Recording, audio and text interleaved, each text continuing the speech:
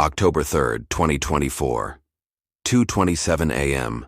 The concierge of Hôtel Le Marais Royale found a man sprawled across the carpet of room 709, eyes open, glass of wine spilled beside him. That man was Raza Hadid, Hamas's elusive tunnel mastermind.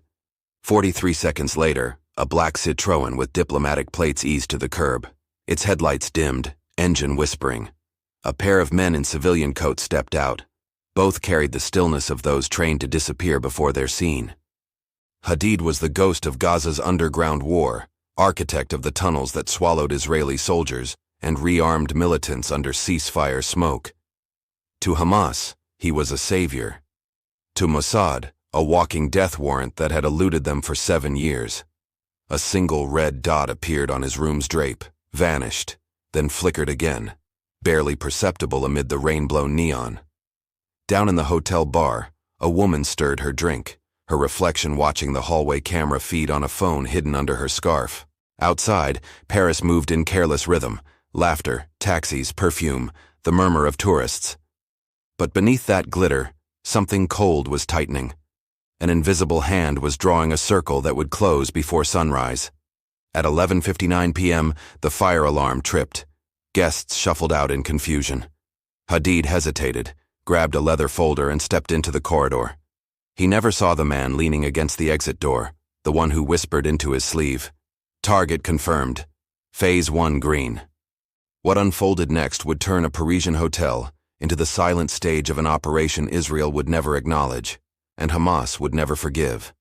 If you love real-world espionage, covert missions, and untold intelligence stories, this one's for you. Before we continue, take a second. Drop your city in the comments so we know where you're watching from. And if stories like this fascinate you, the kind where truth hides in the shadows of history, hit like and subscribe so we can reach more curious minds like you. Every click helps us uncover another hidden chapter of the world's silent wars. And trust me, this story is about to go much deeper. Who was Raza Hadid, and why did Mossad chase him across 3 continents? To the world, he was no one. No records, no passport, no family under his name. But beneath the ruins of Gaza, he was called the Engineer of Shadows. Born in Rafah's narrow alleys, Hadid grew up inhaling the dust of conflict. A construction worker by day, he became Hamas's most secret asset by night, designing a labyrinth of underground tunnels so vast, Israeli drones couldn't trace them.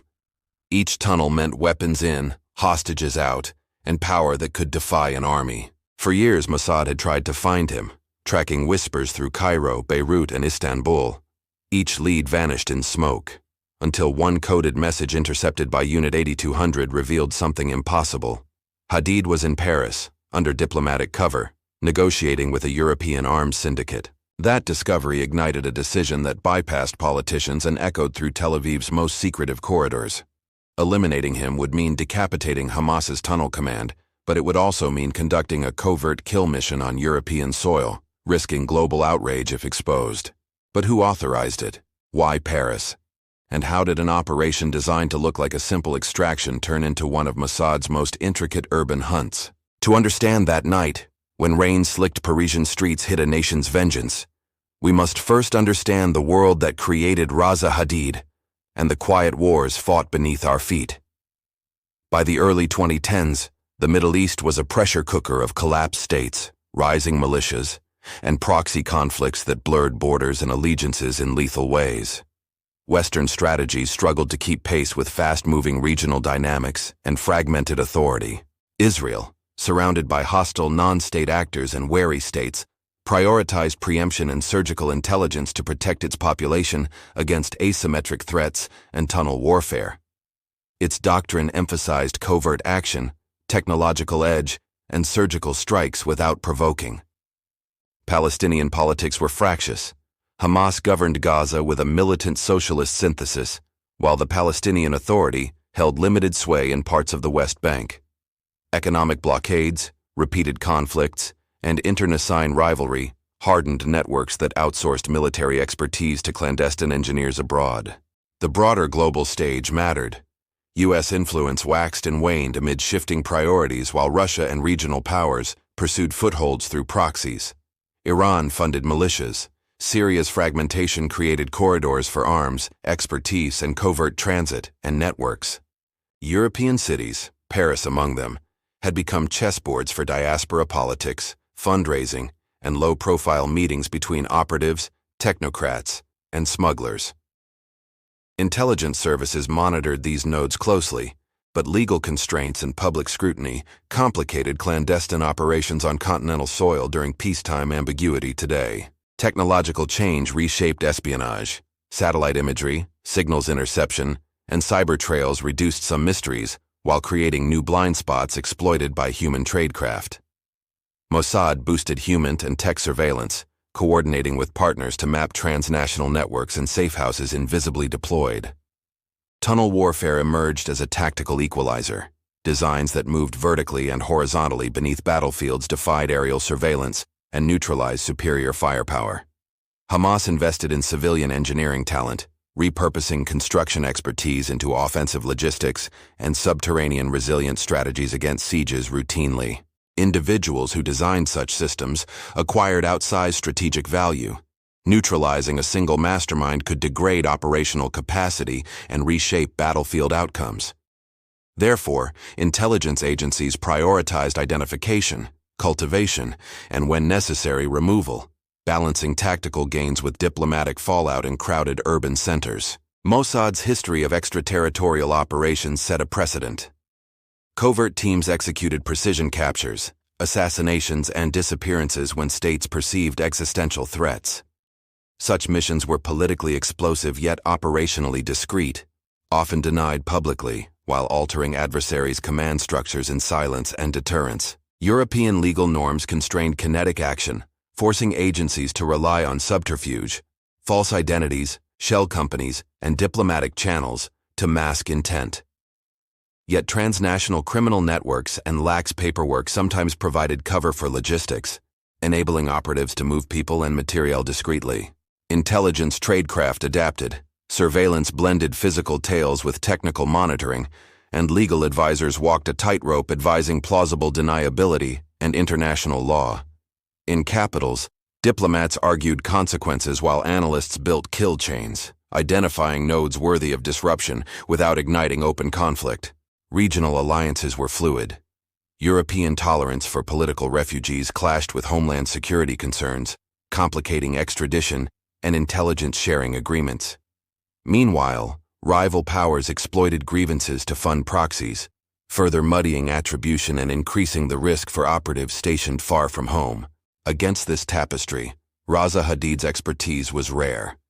A blend of engineering knowledge, local networks, and ideological commitment that made him both invaluable and elusive. His designs connected Gaza's logistics to covert supply lines across borders, elevating his strategic value. In short, the backstage war of intelligence and counterinsurgency made a Paris hotel a credible stage for a decisive encounter. Commanders judged removal could cripple tunnel networks, forcing politicians to weigh immediate security against international repercussions and legal risk carefully. Understanding this context explains why operatives crossed borders, why diplomats whispered denials, and why a single hotel corridor could become history's narrow hinge. It was where tactical immediacy met global politics, small acts with outsized consequences, hidden from most until revealed. The operation began inside Mossad's clandestine planning room, where a compact team surrounded a map of central Paris, marking hotel exits, camera arcs, delivery entrances, diplomatic routes, and probable escape lanes, while rain forecasts and streetlight reflections shaped timing for movement and concealment. Knowledge was strictly compartmentalized. Only handlers, surveillance specialists, technical support, and a 4-person entry team received full briefings. Each member issued distinct cover stories and documentation to avoid detectable connections, minimizing risk and ensuring any compromise would remain localized and unlikely to expose broader networks. Signals intelligence provided a crucial break. Intermittent encrypted phone pings triangulated near Avenue George V. Hotel Wi-Fi logs matched a diplomatic access point flagged earlier, and correlation with transport data narrowed the actionable window to a single rainy night when Parisian street noise would mask activity. Human sources augmented tech findings. A bartender noticed late arrivals, A cleaner memorized room numbers, and a translator employed nearby confirmed a conversation in Arabic. These discreet confirmations allowed planners to tighten timelines and reduce false positives before committing to any physical approach inside the hotel. Planners weighed capture versus extraction versus lethal options, ultimately choosing a discreet non-kinetic extraction disguised as a diplomatic logistical transfer. This approach promised removal of operational control without immediate public spectacle, but demanded surgical precision, speed, and complete coordination among every team element on site. Cover logistics required manufactured paperwork, maintenance orders, a courier manifest, and a fabricated diplomatic envelope chain so that unfamiliar faces in hotel corridors at night would be plausible, reducing staff suspicion while providing legal pretext should any official ask about the team's presence. Technical assets were prepared, temporary camera suppressors to blind selected feeds briefly, a small electromagnetic jammer to hinder live cell phone triangulation, and compact audio surveillance kits to evaluate corridor noise before breach, ensuring operatives would not stumble into an unmonitored anomaly or unexpected civilian presence. Operational rehearsals used a mock corridor to practice silent door entries, restraint methods, rapid concealment into a service cart, and synchronized movements through a lobby under fluorescent lighting. These drills refined timing, minimized accidental noise, and instilled reflexive coordination necessary for a flawless, low-visibility transfer. Legal advisors insisted on carefully crafted deniability measures, while political officers prepared contingency messaging.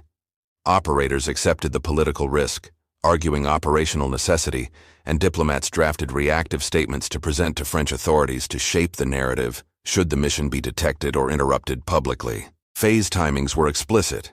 Phase 1 created a diversion in the lobby to draw attention. Phase 2 executed a silent corridor breach and identification. Phase 3 transferred the subject into a vehicle with diplomatic plates and a modified concealment compartment, all synchronized to minute-by-minute cues. Agents blended into Parisian nightly routines, wearing weather-appropriate civilian clothes and carrying mundane items that matched tourist or worker profiles. This sartorial detail minimized local scrutiny and made operatives indistinguishable from cleaners, delivery personnel, or late-shift staff moving through rain-slicked streets and hotel entrances. The intent favored deception and control rather than brute force. Operatives trained extensively in non-lethal restraint, medical triage, and intermittent interrogation techniques designed to preserve the subject's survival and maximize potential intelligence that could disrupt tunnel operations back in Gaza's network. A secondary monitoring team tracked French police and logistical communications through permissive channels, ready to adapt the extraction route instantly if patrols, checkpoints, or unpredictable traffic patterns emerged, ensuring the primary vehicle would never be trapped in predictable transit corridors vulnerable to discovery or interdiction. Contingency protocols included several contingencies: humane neutralization if capture failed and posed imminent danger, staged accidents to create credible unrelated explanations, and emergency maritime exfiltration through a southern port if continental transit became compromised by legal actions, media exposure, or hostile intervention. Each operative memorized a tight personal narrative to present under scrutiny: tourist, delivery contractor, maintenance staffer, or embassy courier, complete with corroborating documents and rehearsed accents to withstand brief questioning by staff or opportunistic guests looking for explanations after encountering unfamiliar faces. On the night before, teams verified vehicle diplomatic seals, tested modified concealment compartments, confirmed safehouse heat signatures, and checked disposable communications channels. Final equipment checks mimicked rainy conditions to ensure clothing, footwear, and gear would not betray foreign training or unusual movement on slick surfaces. The commander's final briefing emphasized discipline, no unscripted remarks, minimal radio chatter, strict adherence to timelines, and immediate withdrawal on any sign of sustained attention from law enforcement.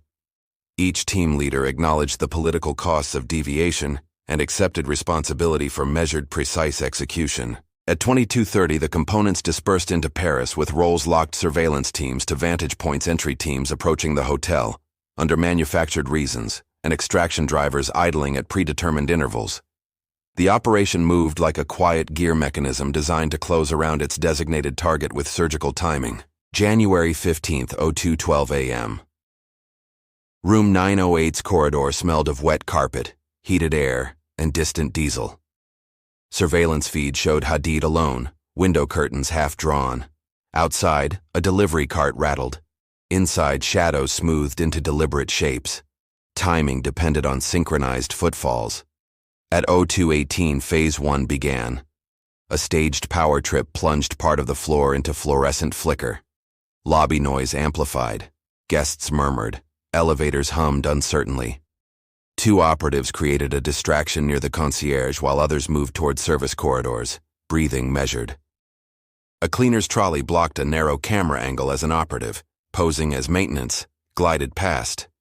Another technician used a handheld device to mute a specific feed for 90 seconds. Those seconds were rehearsed into muscle memory, bought with precision. At year 02:25, the entry team reached the 9th floor service door. A coded knock sequence matched hotel staff routines. The lock responded. They moved swiftly, gloved hands, soft-soled shoes, compressing time into rehearsed choreography as the hallway clock ticked toward the decisive moment. Inside room 908, Hadid reviewed blueprints by lamplight, unaware a shadow paused in the corridor. The team's identification process used whispered phrases and photographic confirmation, minimizing mistaken identity. At 02:29, the lead operative peered through the peephole and signaled green. Door opened with a soft click, no shout, no crash. Two operatives slipped in under pretense of hotel maintenance, hands up in compliance gestures, voices low, offering water and paperwork as cover. Hadid, startled, kept composure. Curiosity outweighed suspicion for now. An operative produced a diplomatic envelope, citing a delayed embassy courier. Hadid inspected the seal as a practiced gesture, then accepted the paper trail. This small ritual reduced resistance and created legal ambiguity, enabling agents to close distance without escalation. At 02:35, the team signaled Phase 2, a restraint maneuver practiced to be humane yet decisive. Soft cuffs, controlled pressure points, and immediate medical checks ensured minimal trauma. Hadid offered no fistfight. Surprise and exhaustion made compliance near automatic and silent. Operatives guided him into a stacked service cart used for linen, masking his silhouette beneath towels and crates. Heartbeats synced to the corridor's HVAC hum. Final confirmation validated identity. A foil-sealed bag with passport and devices was secured for forensics. Extraction route unfolded. A discreet elevator ride to basement service levels, a quick transfer to a nondescript van, and diplomatic convoy route plotted to avoid checkpoints. Drivers synchronized watches. Signals passed via short-range radios on prearranged tones to minimize detection. At 02:46, a French night patrol diverted unexpectedly near the hotel. Surveillance adjusted. The extraction timeline slipped 3 minutes. Commanders on site considered aborting, but opted for contained adaptation, rerouting through a back alley and delaying elevator descent by 1 cycle instead. The van idled under a soft streetlight, diplomatic plates half obscured by rain. A shadowy sedan monitored rear approaches. Inside, Hadid lay silent, muffled by linen. Agents tracked his breathing, whispered reassurances, and prepared sedatives in case of panic during transit. Watches read 03:02 as the convoy crossed the Seine's quieter stretches. Street cameras briefly cut to a municipal feed for maintenance, a pre-planned window. Every signal was timed. Traffic lights, guard rotations, even a late bus's predictable route provided camouflage. At 03:15, Intelligence HQ confirmed far-field monitors detected no abnormal international chatter. Command felt cautious optimism. The team slowed near an industrial dock, transferring Hadid to a larger transport disguised as embassy cargo. Crates of medical supplies masked the temporary compartment. An unplanned noise, a container dropped, echoed across the quay. 2 port workers shouted. Movement registered on perimeter cameras. For 30 heartbeats, the operation teetered. The commanders chose discretion. Lights dimmed within the transport, noise barriers deployed, and the convoy resumed slowly. Hours later, at 06:10, the transport docked at a southern port. A naval liaison coordinated discreet transfer to a vessel flagged to a registry.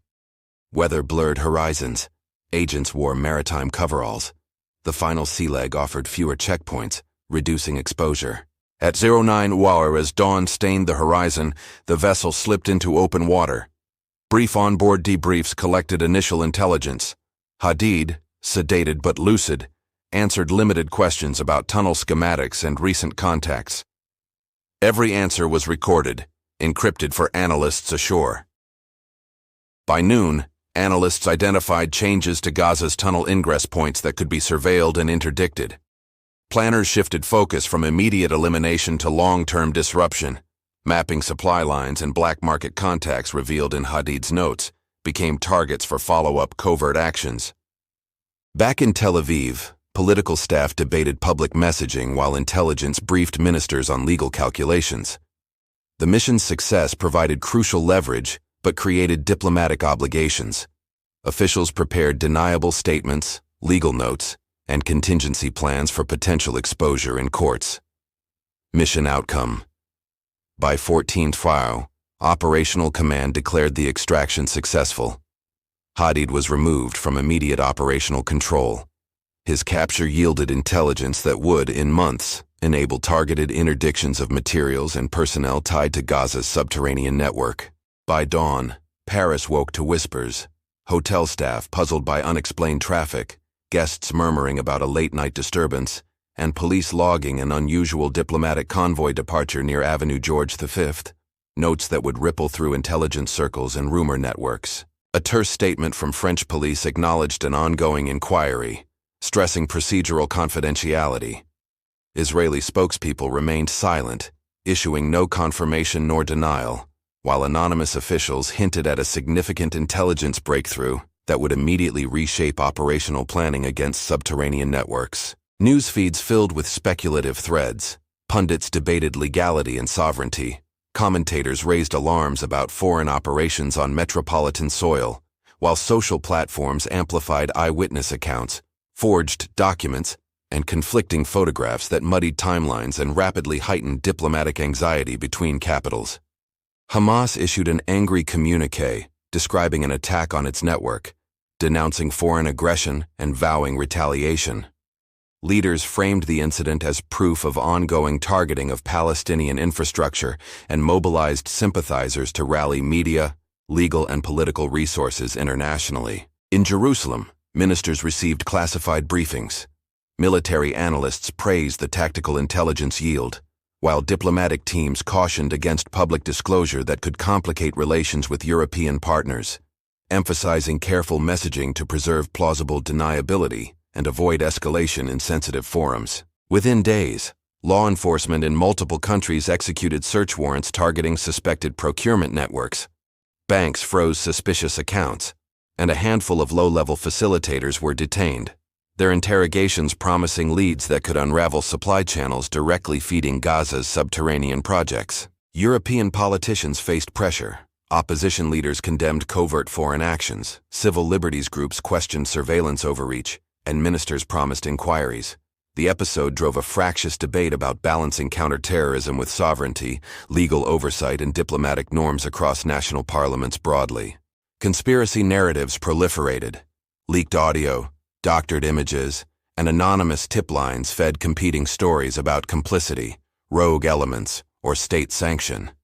Each narrative shaped public opinion differently, complicating official investigations and amplifying mistrust between intelligence services and civil society domestically. Hamas framed the capture as martyrdom and heroism, flooding networks with curated images, evocative speeches, and fundraising appeals. Community organizers coordinated vigils, while hardliners used the event to bolster recruitment narratives, emphasizing resistance and technological ingenuity against perceived occupier forces. Legal scholars debated jurisdictional reach.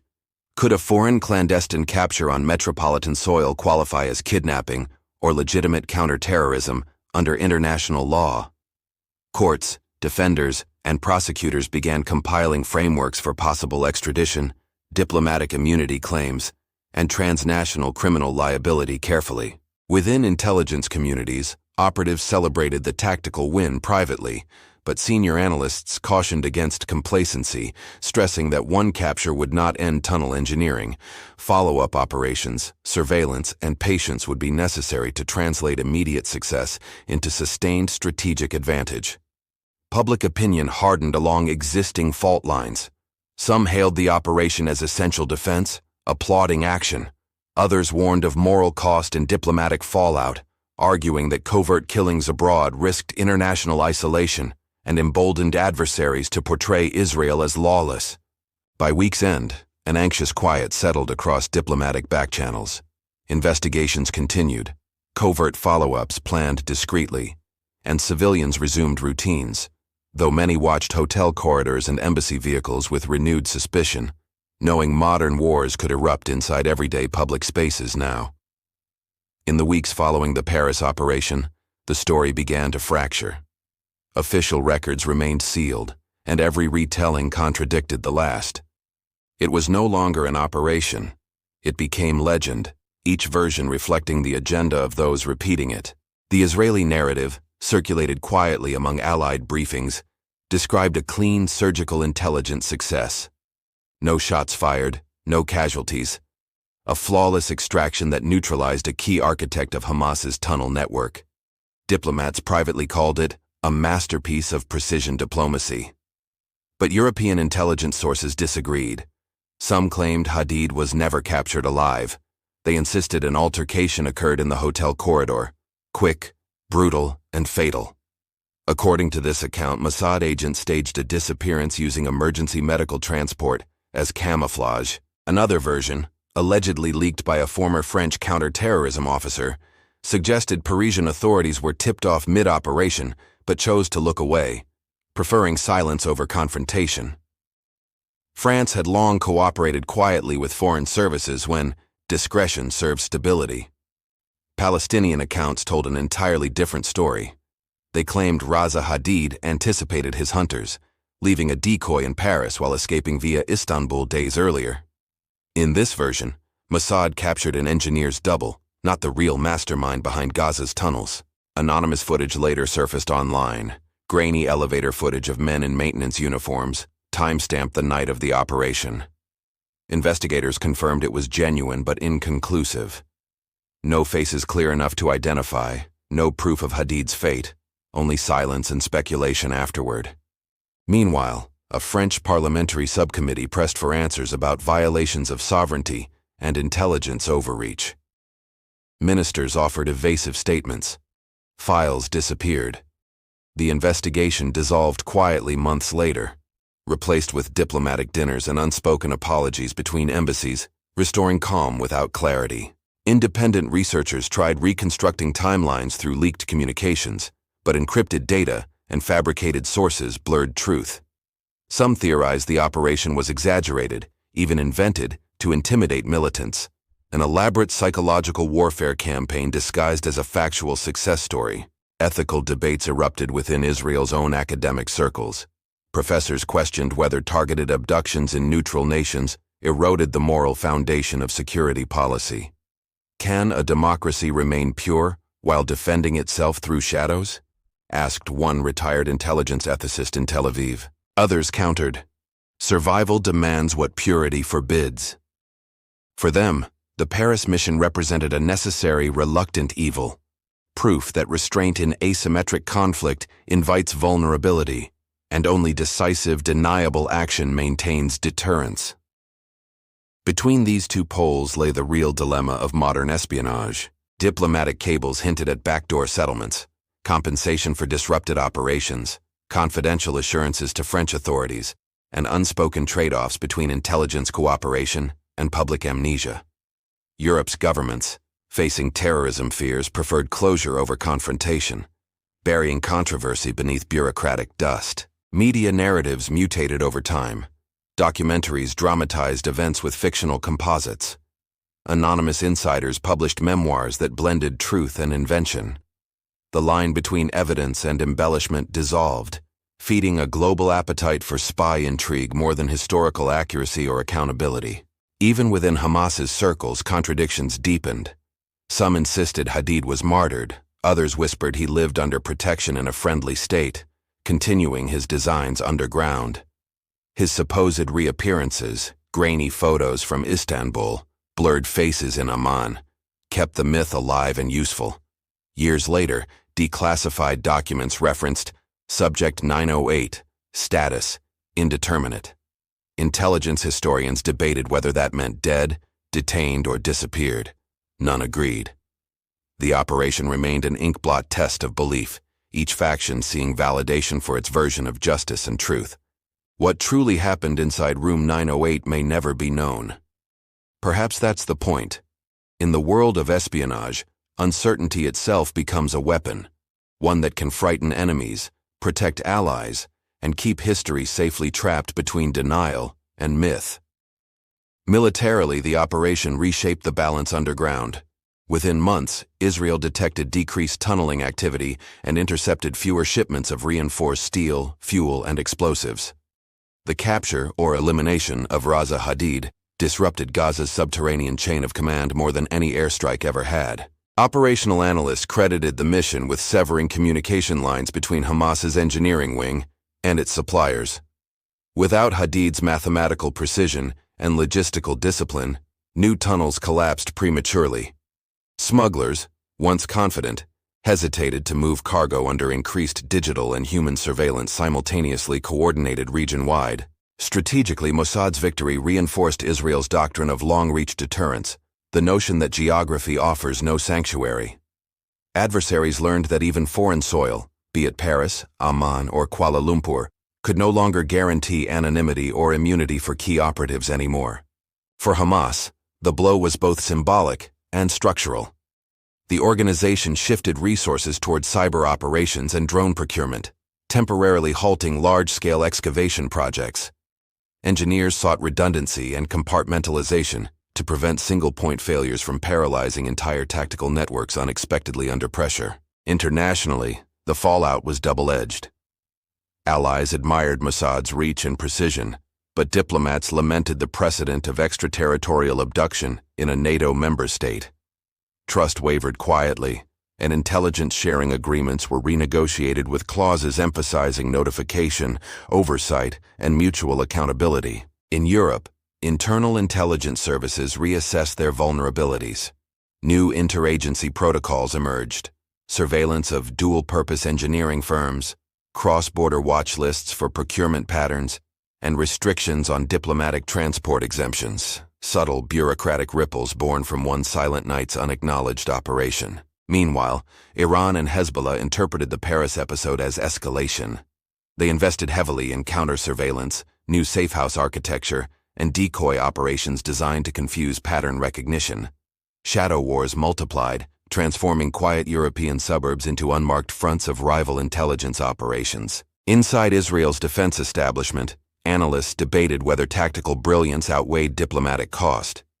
The Paris mission was celebrated internally as a symphony of precision, but others cautioned that every covert triumph erodes another layer of international legitimacy, risking isolation and backlash globally. France, though publicly silent, recalibrated its internal counterintelligence priorities.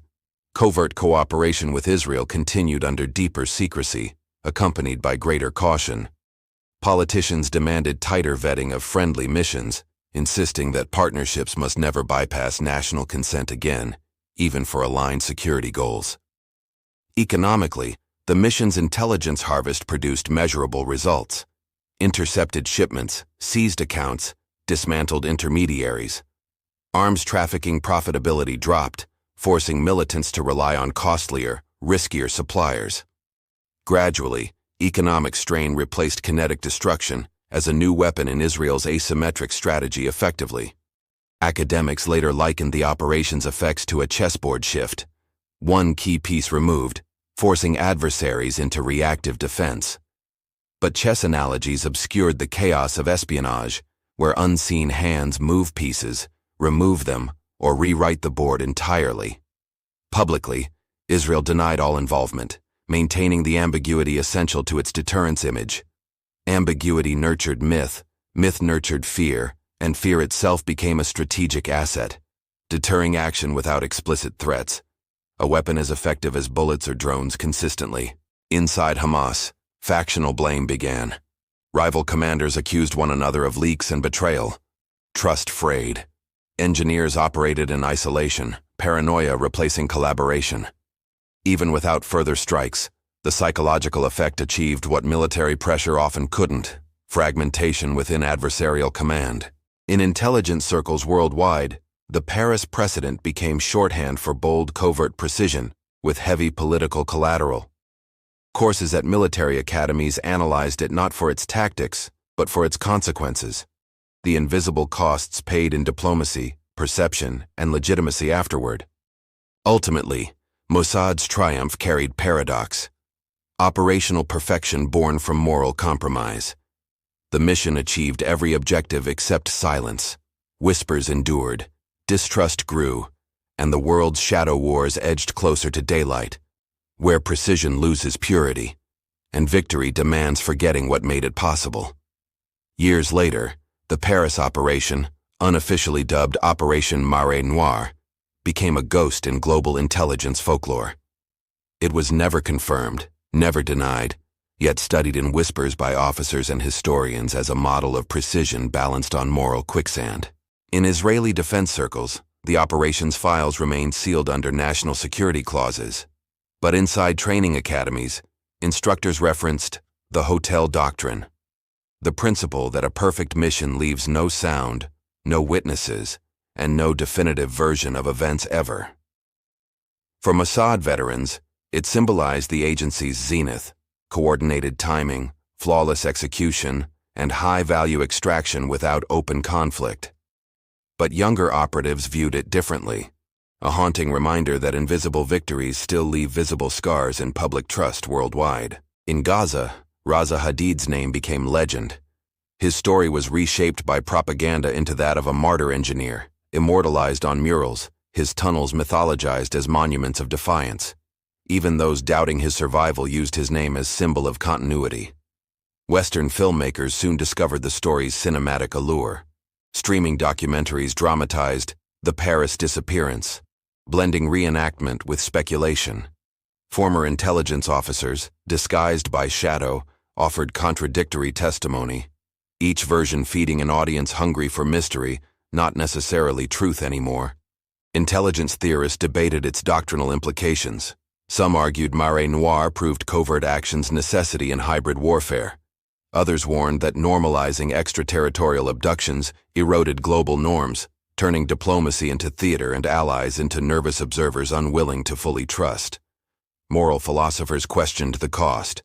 If security depends on secrecy and deception, does victory dilute justice? Could an operation that preserved lives simultaneously corrode the very ethics it claimed to defend? Silence offered no easy reconciliation, only uneasy pragmatism. Inside Israel, internal oversight commissions convened periodically to reassess long-term effects. Economically, yes, the tunnels weakened. Diplomatically, fissures widened. The silent ripple touched embassies, trade corridors, and international courts, embedding new caution into every subsequent operation approval indefinitely. Among Hamas sympathizers, conspiracy endured. Some believed Hadid still operated from exile, guiding successors remotely. Others claimed he'd been recruited secretly, working now as double agent. A myth sustained because truth, either way, served someone's purpose amid perpetual conflict inevitably. Universities across Europe began including Marée Noire in ethics and geopolitics curricula, an emblem of the 21st century's blurred lines between legality and necessity. Students debated not who was right, but whether rightness could survive under intelligence imperatives anymore. Books followed, speculative and self-assured. Former operatives published fictionalized accounts whose redactions spoke louder than their words. The operation evolved into modern myth, half morality tale, half warning, forever looping between glory and guilt without final verdict decided. To some, it remained proof of Israel's unmatched reach. To others, a scar on European sovereignty. Its success secured short-term safety, yet deepened the world's mistrust of hidden power, reminding all nations that protection, when unchecked, breeds its own quiet dangers always. And somewhere in intelligence archives, a final notation in fading ink. Operation concluded. Outcome effective. Political cost. unrecoverable. History would not erase the mission, but neither would it absolve it. Its legend survived, because legends need no confirmation to endure ever again. So what truly changed that night in Paris? One man vanished, a network faltered, and for a fleeting moment, a nation felt safer. But safety born from shadows carries a debt, a silence that grows heavier with every retelling inevitably. Tactically, Mossad won. Strategically, the world lost another layer of transparency. The line between justice and necessity blurred once more, proving that even the most surgical operation leaves invisible wounds, in law, in trust, and in the conscience of nations overall. The tunnels slowed, but hatred deepened. Engineers became martyrs, agents became ghosts, and truth became negotiable currency. The more perfect the mission, the more imperfect its memory. Intelligence victories rarely echo cleanly in the light of history today. Some say Hadid's name still circulates on encrypted forums, a signature, a myth, perhaps a lesson. Whether dead, captured, or free, his shadow continues to tunnel beneath politics, reminding both hunter and hunted that secrecy never truly ends ultimately. In classrooms and command centers alike, Operation Marais Noir remains both template and warning. Precision without restraint, justice without trial, silence without closure. The operation succeeded, but at what cost to the ideals that define those who executed it forever? Maybe that's the haunting truth of espionage. Nations survive by doing what they cannot admit. And every unacknowledged victory becomes another secret too heavy for history to carry, without distortion or consequence in its fragile moral architecture. As Paris returned to its rhythm, lights flickering, rain falling, laughter spilling from cafes, the world moved on. Yet somewhere, deep inside intelligence vaults, the echoes of that night still hum beneath classified locks, waiting to resurface as cautionary whisper stories. Because in the end, every nation must choose, defend its people or defend its principles. Rarely can it do both perfectly. And that's where the shadows begin, the quiet spaces between survival and soul, between victory and remorse unendingly. If this story fascinated you, subscribe and turn on the bell. We're just getting started. More hidden wars, untold missions, and forgotten operatives await in the next story. Your curiosity keeps these secrets alive, until truth finally catches up.